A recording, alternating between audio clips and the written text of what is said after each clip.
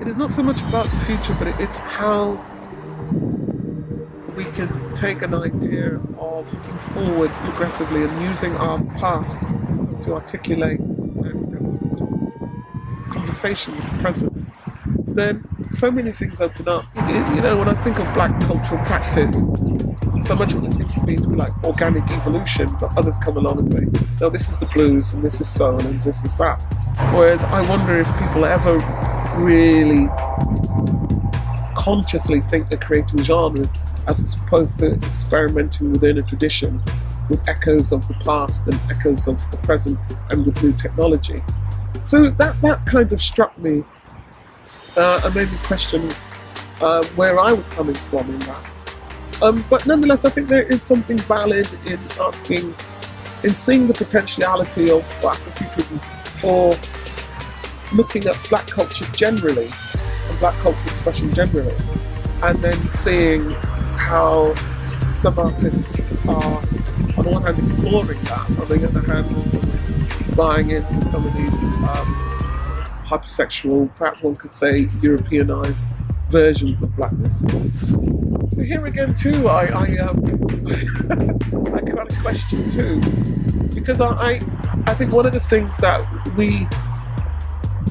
I'm concerned with is how we have a holistic understanding of ourselves as physical, spiritual, mental beings, and that in a way everyone else is allowed to play.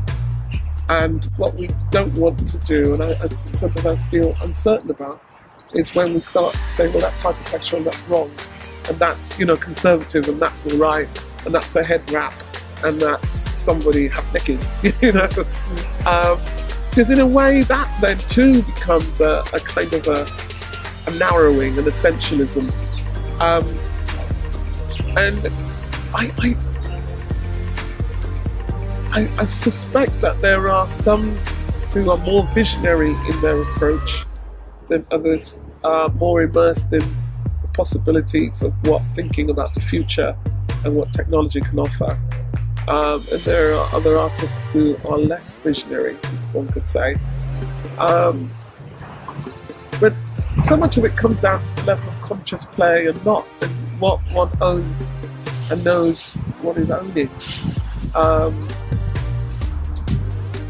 Yeah, but I think we do need a new voice, a new way of thinking, a new way of holding hands and resisting and positing. That isn't based on, you know, taking on board these kinds of tropes of what we are, and taking on board, and that frames through the language of how we resist as well.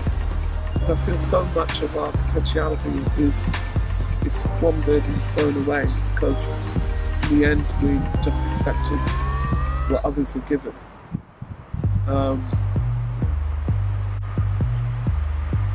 Yeah, definitely. Wholeheartedly. It's interesting.